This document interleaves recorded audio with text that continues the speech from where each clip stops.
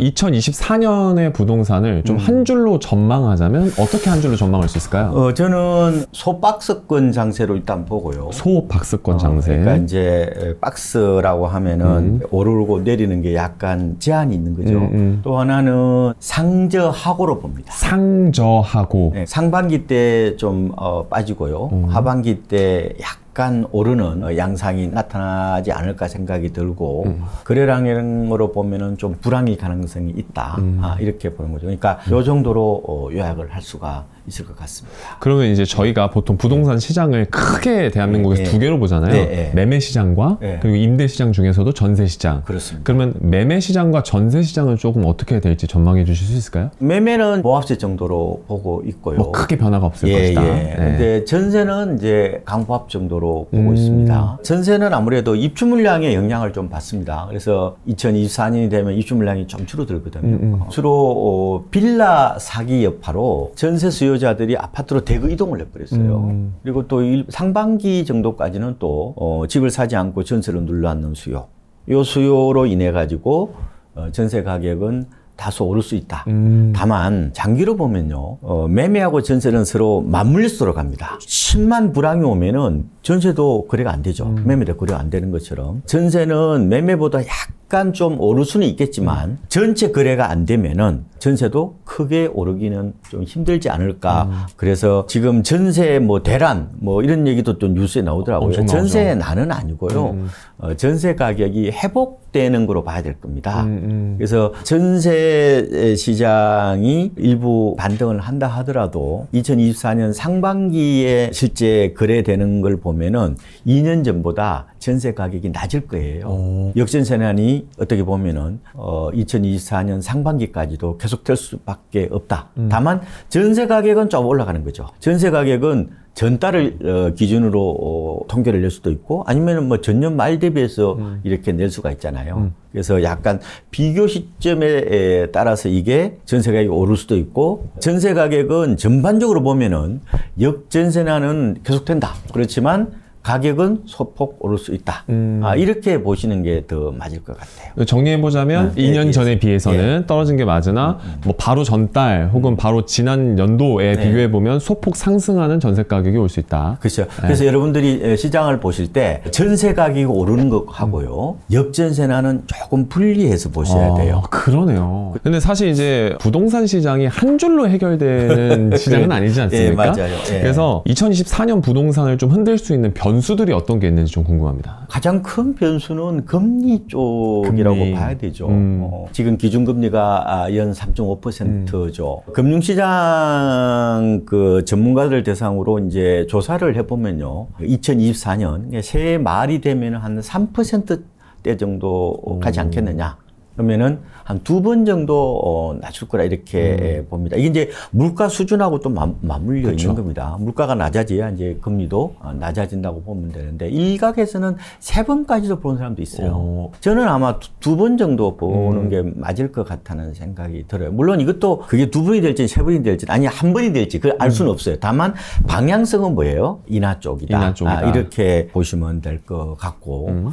근데 이제 금리를 인하하면은 곧바로 매매 시장이 좀 움직이지는 않아요. 아마 전세가 먼저 반응할 가능성이 커요.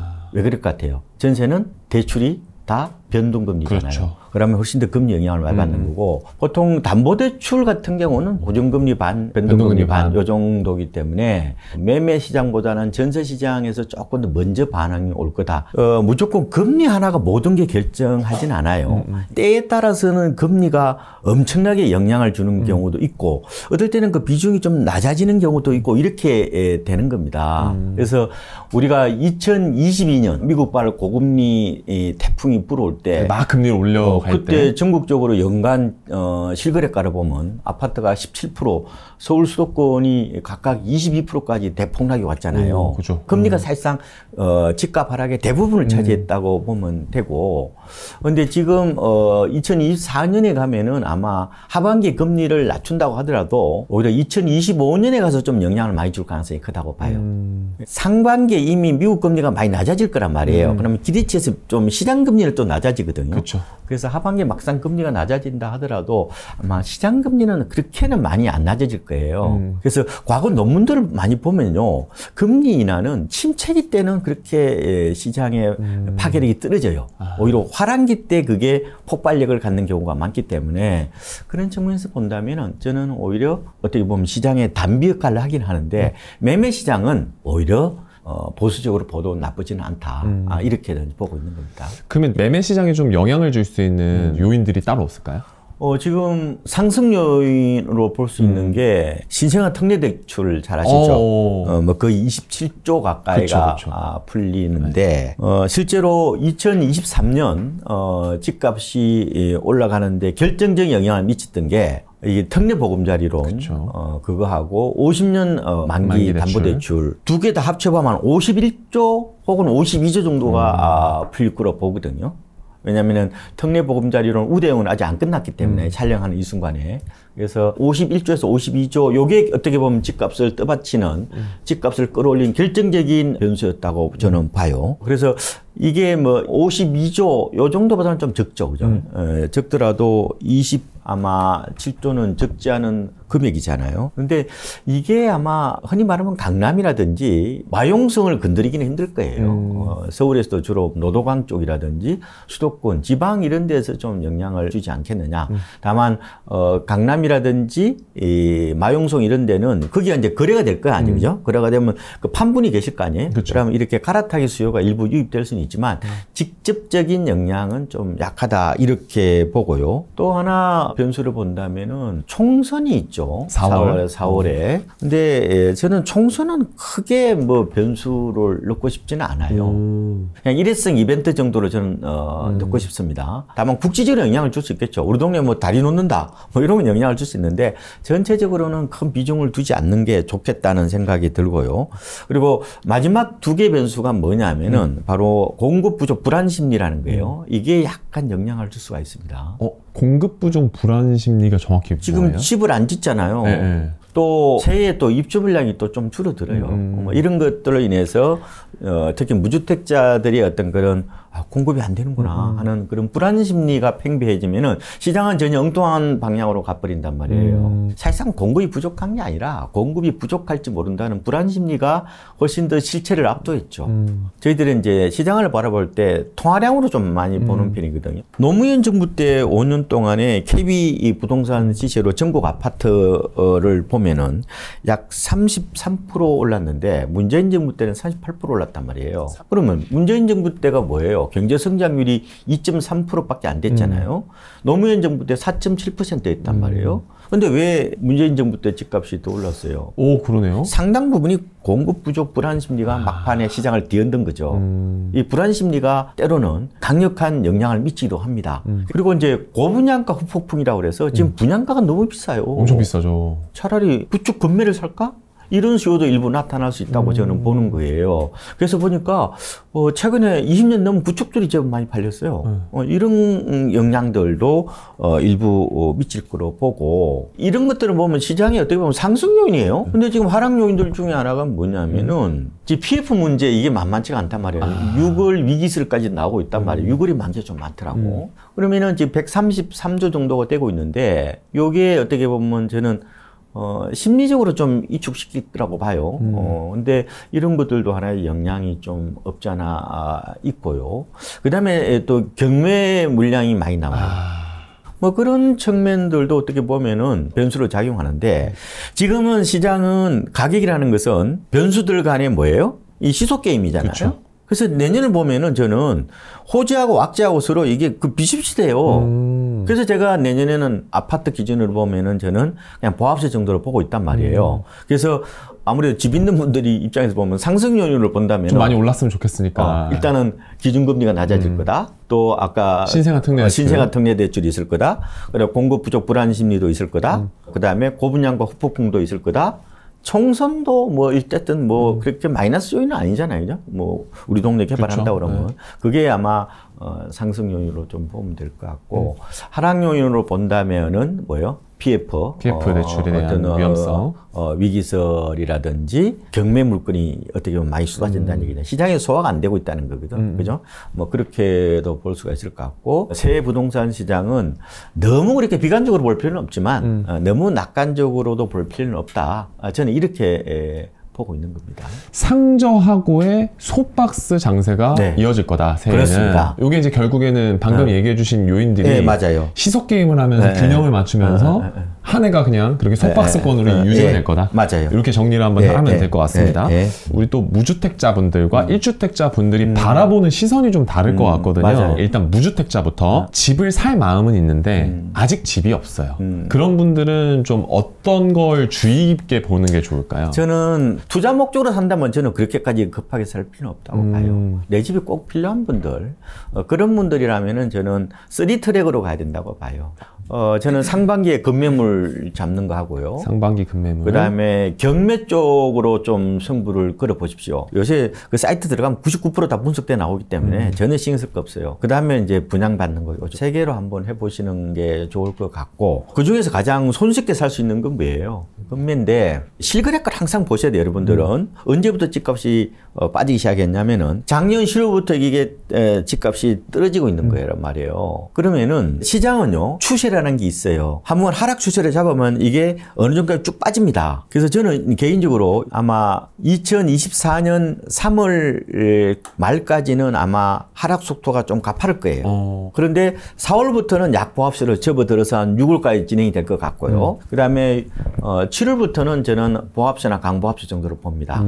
그래서 언제 이게 한꺼번에 다 빠지냐면요. 1분기 안에 다 빠진단 말이에요, 이게. 가격이 1분기 안에 빠진다는 말씀이시죠? 상당 부분이 지금 흘러내리고 있는 장세란 말이에요. 이게 왜 그러냐면요. 지금 시장은 과거의 오프라인 중심의 시장은 완전히 다른 거예요, 이거는. 그렇죠. 모든 게 광속입니다. 스마트폰을 통해서 모든 정보를 동시다발적으로 받아보고 있잖아요. 그러니까 빠르게 받아볼 수 있죠. 빠르게 받아본단 말이에요. 그러면 사람들이 그 빠르게 받아보니까 그 어떻게 보면 비슷해져요. 이게 이제 집단 사고라고 이제 표현하는 거죠. 그룹 싱킹이라고 해요. 근데 생각이 비슷해지면 행동도 비슷해요. 이걸 뭐라 그러냐? 군집 행동이라고 그래요. 그러니까 마치 시장이 어떻게 보면 들개 같은 게 아니라 코끼리 떼 같단 말이에요. 과거에는 코끼리 살살살 걸어갔잖아요. 지금은 이 속도가 거의 100km로 달린단 말이에요. 코끼리가 다 뛰어다니는 거예요? 코끼리가 100km 달린다고 생각해봐요. 그러니까 생각보다 확 빠져버리고 그 반등 시기가 생각보다 저는 빨리 올 수 있다고 봐요.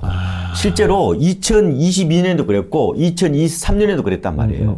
모든 사람이 우울증에 거의 빠졌죠. 집값이 끝장났다 이럴 때 이미 바닥이었잖아요. 바닥이 생각보다 빨리 왔단 말이에요. 그래서 저는 그게 패턴이 그대로 이어질 수 있다고 보는 거예요. 그래서 이걸 뭐라고 그러냐면은 원래는요 사람들이 하락한다고 그러면은 소심파들은 샀단 말이에요. 지금 안 사요. 아까 말씀드렸잖아. 생각도 비슷하게 하고 행동도 비슷하게 하는데 원래 이런 이제 하락기 때는 투매 물량이 나오지 않아요. 원래 주식은 투매가 나오죠. 근데 부동산은 투매가 안 나와요. 왜냐하면은 부동산은 기본적으로 손실회피가 가장 심리적인 일법칙이란 말이에요. 하나씩 두 개씩 조금씩 나온단 말이에요. 왜 그러면 가격이 떨어지느냐? 매수자들이 변심을 하기 때문에요. 아무도 안 살려고 그러잖아요. 이게 뭐냐면은 푹정우군이라고 그래요. Fear of overpaying. 그러니까 이게 뭐냐면은 과매수 공포예요. 나만 괜히 집을 비싸게 사는 게 아닌가. 나만 너무 돈을 많이 주고 사는 게 아닌가. 그렇지. 이게 수요자들 사이에 일제히 발동을 한단 말이에요. 이게 일종의 생존 본능이라고 볼 수가 있어요. 이게 어느 정도 아무도 안 사잖아요? 그럼 어때요? 밑받침이 없는 상황이죠. 그럼 단기간에 훅 빠져요. 이게 언제 정도로 보냐 말씀드린 것처럼 아마 3월 말 정도까지 보는 거예요. 보세요. 그러면은 집값이 언제부터 빠지기 시작했어요? 제가 10월부터라고 했죠. 그렇죠. 10월, 11월, 12월 1, 2, 3 한 6개월 정도 확 빠지는 거고 4월부터 5월, 6월까지는 약 보합세 정도 가능성이 있다는 거예요. 이것도요. 지금은 시장이 과거와는 달리 거의 광속으로 움직이기 때문에 이것도 틀릴 수 있어요. 그래서 지금은 오프라인 마인드를 빨리 버리셔야 돼요. 저는 이렇게 얘기를 합니다. 손흥민 선수를 뭐라고 부르냐면 모바일 스트라이크라고 그래요. 기동력이 있는 공격수. 시속 34km 내지 35km 뛴단 그렇죠. 말이에요. 그것처럼 손흥민 우리 선수처럼 달린다. 이 코끼리떼가 아니라 엄청나게 광속으로 달리기 때문에 시장은 생각보다 빨리 움직일 수 있다. 이걸 좀 염두에 둬야 된다. 그래서 제가 내 집 장만하시는 분, 건매 사시려면 가장 중요한 게 통계 있잖아요. 그거 조금 늦거든요. 그거보다는 항상 장바닥 시세 쪽에 초점을 맞추고 의사결정하시는 게 더 낫다고요. 그거보다 자신이 없으면은 고점 대비 가격 메리트를 보고 판단하시면 돼요. 아, 고점에서 얼마가 빠진 금매인지를 판단하고 그게 충분히 싸면 거주목적으로 사도 된다. 우리가 이번 사이클의 고점이 2021년 10월이거든요. 아마 서울 중에서 인기 지역은 아마 마이너스 한 25% 정도. 그리고 나머지 강북이나 수도권은 마이너스 한 30에서 한 40% 정도. 그런 매물이 있으면은 저는 오히려 타이밍만 재지 말고 프라이스 쪽에도 초점을 맞추는 게 낫다. 내 집 마련의 필요 충분 조건은 프라이스와 타이밍을 동시에 보는 거예요. 근데 여기서 비중을 조금 더 두자면은 무조건 싸게 산다는 생각을 하시는 거 외에는 개인이 할 수 있는 일이 별로 없어요. 그쵸. 그래서 가장 중요한 게 고점 대비해서 가격이 어느 정도 싼 걸 보고 판단하시면 되겠다. 이렇게 말씀을 드리고 싶습니다. 그러면 이제 방금까지는 무주택자 분들 기준이었고 1주택자 집이 있어요. 1주택자들은 갈아타기 하셔야 되죠. 네. 근데 이제 갈아타기 쪽은 아마 상급지로는 안 가시는 게 좋을걸요. 요번에 MZ세대가 다시 갭 투자를 했거든요. 그게 언제냐면은 2023년 7, 8, 9 이때 많이 했단 말이에요. 그래서 지금 가격이 다시 흘러내리는 데가 아마 MZ세대들이 많이 몰렸던 지역일 거예요. 가령 MZ세대 많이 몰린 지역이 어디냐면은 수원, 동탄, 과천, 인덕원, 뭐 송도 이런 데란 말이에요. 그 다음에 뭐 노도강.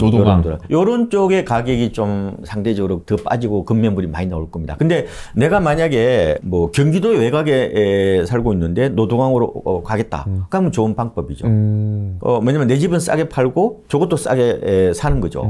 근데 만약에 내가 노도강에서 강남으로 넘어온다. 이렇게 되면은 그거는 현실적으로 불가능해요. 오히려 손실이 날 수도 있겠네요. 그렇죠. 내 집은 싸게 팔고 저거는 비싸게 사는 꼴이죠. 그래서 갈아타기는 소위 말하는 이제 중하급지에서 중하급지로 옮기는 거는 괜찮아요. 그런데 중하급지에서 상급지로 갈아타는 거는 현실적으로 그렇게 녹록지는 않을 겁니다, 지금은. 그래서 항상 MZ세대가 몰렸던 곳이 변동성이 크다, 이렇게 보시면 될 것 같고, 그걸 이제 바게넌트라고 그러거든요. 예, 헐값 사냥꾼 마인드로 들어가는 거는 나쁘진 않는데, 지역을 잘 보고 하셔야 되고, 이 역시 있잖아요. 두 가격을 동시에 비교해보고 판단하셔야 돼요. 그러니까 내끼 고점 대비 얼마 정도 디실에서 팔고 요걸 또 어느 정도 디실에서 살 건지 이걸 두 개 동시에 보고 판단하시는 게 좋을 것 같아요. 항상 중요한 게 가격입니다. 그러면 이제 급지를 올린다는 생각보다는 평수를 늘린다던가 아니면 경기도 외곽에서 서울 외곽 쪽으로 들어온다던가 뭐 이런 식으로. 그런 거는 괜찮죠. 그런데 지금 평수 넓히는 것도 유리하지 않아요. 그건 왜 그럴까요? 지금 공급 물량으로 보면은 중대형 공급 물량이 거의 없어요. 많지 않아서. 우리가 2022년에 아마 전국의 중대형 아파트 입주 물량이 한 5.6% 전체에 2010년도 이럴 때 집값이 폭락이 왔었거든요. 그때는 33%였어요. 지금 중대형을 안 짓기 때문에 같은 단지 갈아타기도 아마 크게 메리트가 없을 겁니다. 이 역시 가격을 보고 판단하셔야 돼요. 그러면 1주택자는 어떻게 할 거냐? 결국은 분양받는 거죠. 아니면 경매하거나. 그러면 어때요? 내가 경매하면 좀 싸게 사는 거죠. 분양도 좀 싸게 사는 거잖아요. 그래서 어차피 그라 분양받으면은 3년에서 적어도 한 6년 정도. 왜냐하면 입주하거나 종전집을 3년 안에 팔면 양도세 비과세니까 그 정도 시간이 있기 때문에 뭐 그 정도로 접근해 보면 좋을 것 같고, 급매물로 사서 갈아타시게 하기에는 그렇게 우호적인 환경은 아니다. 자, 그럼 정리해보자면 무주택자 분들은 이제 상반기에 급매물을 좀 잡는 게 좋은 방법일 수 있고, 1주택자 분들은 갈아타기를 원하신다면 뭐 경매 물량이나 분양 물량을 하나 분양을 받으시거나 아니면 비슷한 급지에서 위치를 조금 좋은 데로 옮기시는 게 좋은 선택지일 수 있다. 위원님 좀 바보 같은 질문일 수도 있고. 괜찮습니다. 위원님이 생각하시기에 아주 원초적인 질문을 드리겠습니다. 집을 사실 겁니까? 파실 겁니까? 제가 만약에 무주택자라면요, 저는 집을 사겠습니다. 요번에 어떻게 보면은 2차 세일 기간이거든요. 다리품을 팔고 또 손품도 팔고 또 머리품도 팔아서 저는 사겠어요. 하나 정도를. 근데 투자 목적으로는 저는 안 살 거예요. 그래서 무조건 저는 고점 대비 많이 빠진 거 이렇게 접근을 하고 싶어요.